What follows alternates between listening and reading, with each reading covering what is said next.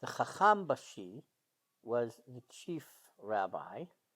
In 1835, it was an official position, of course, paid. Before that, it wasn't legally official, but the term was used. The Surgun were the forced population exchanges that the Jews were influenced by. As I explained, in the middle of the 15th century, they were relocated from the Greek peninsula to Istanbul, the capital. In the 1600s, the Jews of Salonika were repopulated partially, about 150 families, to Rhodes. So the base of many communities is based on the repopulation, the initial origin.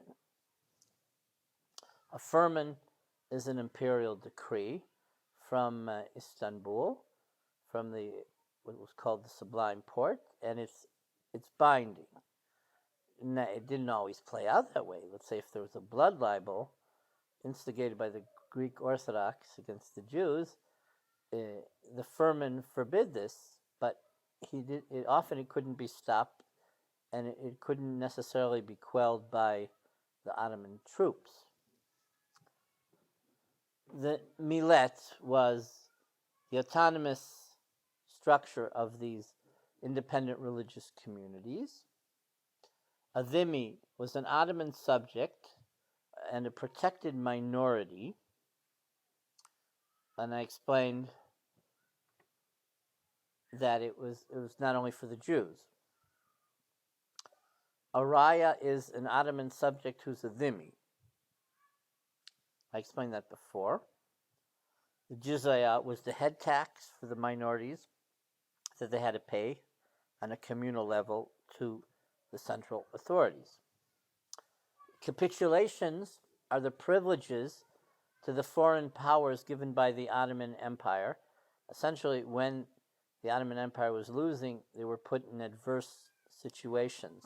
So England and France, for example, capitalized on that, and Jews who were under their protection enjoyed a privy status where they couldn't be brought to court by the Ottomans, and they weren't taxed by the Ottomans.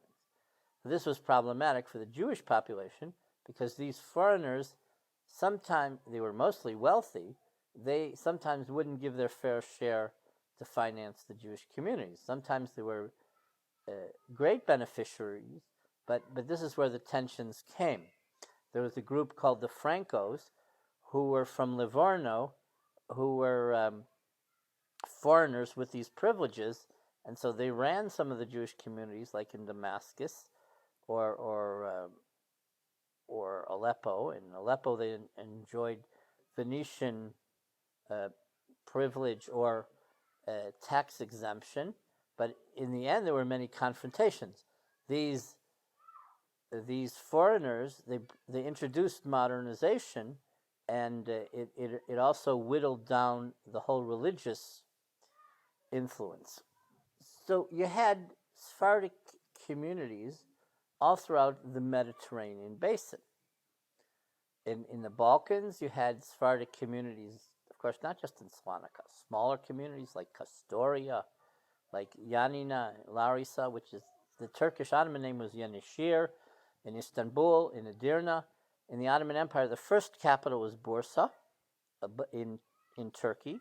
The second capital was Adrianople, Edirne, and then Istanbul became the capital. But so then you have in the Eastern Mediterranean also Sephardic communities, Aleppo and Damascus. Some of them were mixed in with Judeo-Arabic, what's called Mustarabi Jews.